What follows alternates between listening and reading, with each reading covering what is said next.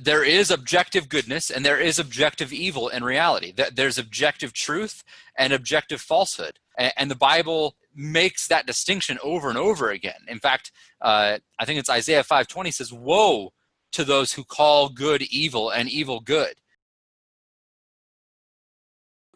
To fail to make judgments, let's just start in your own mind, right? Just in your own mind, not even pronouncing the judgment or sharing your judgment with others, but just in your own mind or in your own heart. The failure to make judgments it is the failure to recognize the goodness or the evil of what is true in reality.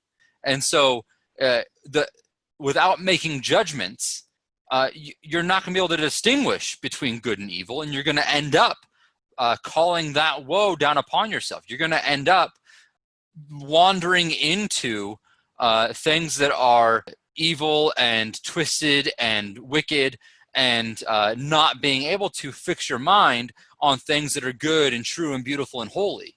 The failure to make judgments is the failure to be in a healthy relationship with God. It's impossible to live a healthy life as a human being and as a Christian without making judgments. And then when you extend that out beyond just in your own mind, in your own soul, to the way that you interact with others, and especially the way that you communicate judgments with others, the same thing applies just on a social scale.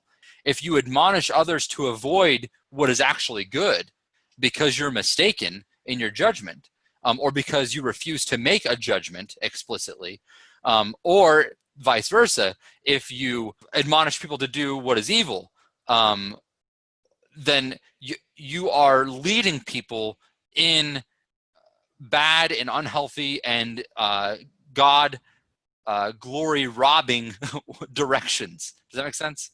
It does. Now, what I've observed within the church, especially the church that I grew up in and some other churches that I've seen that are similar to that, especially the seeker-sensitive model of churches, is that is what you're describing is not on the minds of the pastors as they're explaining the Bible.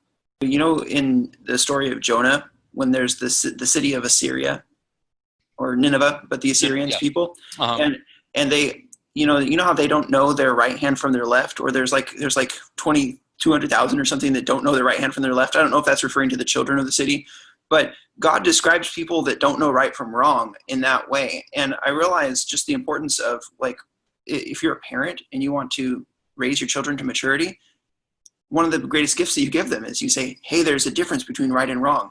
And everything that you teach them is teaching them this is true, this is false, this is right, this is wrong. And just growing up with that paradigm that's how you should think about things, that is very different from the way some people grow up. And I'm looking at the way churches are teaching on this issue. And maybe there's some implicit, hey, this is the right way to follow, this is the wrong way to follow. But I think churches tend to lack the emphasis that says the law of the Lord is good. I think there's a number of different factors that fall into that atmosphere or that culture. One of them is the aversion towards individualism, because ultimately to make a judgment is to participate in independent thought, right?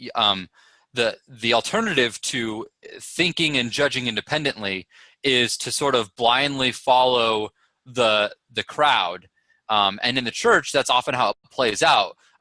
Like you said, there's an implicit idea of right and wrong sometimes in most churches, but it's sort of fuzzy. And I think the reason it's fuzzy is because the extent to which people in those atmospheres think about right and wrong is the extent to which they think what they mean, what it would translate to if you could get into their subconscious and see what do they mean by right and wrong. What they mean is what most Christians around me approve of is right, and what most Christians around me disapprove of is wrong.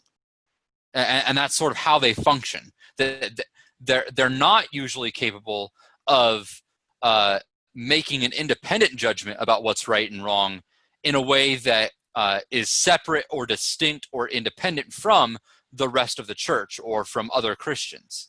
And so the anti-individualism or emphasis on collectivism in the church culture really plays a lot into that, I think.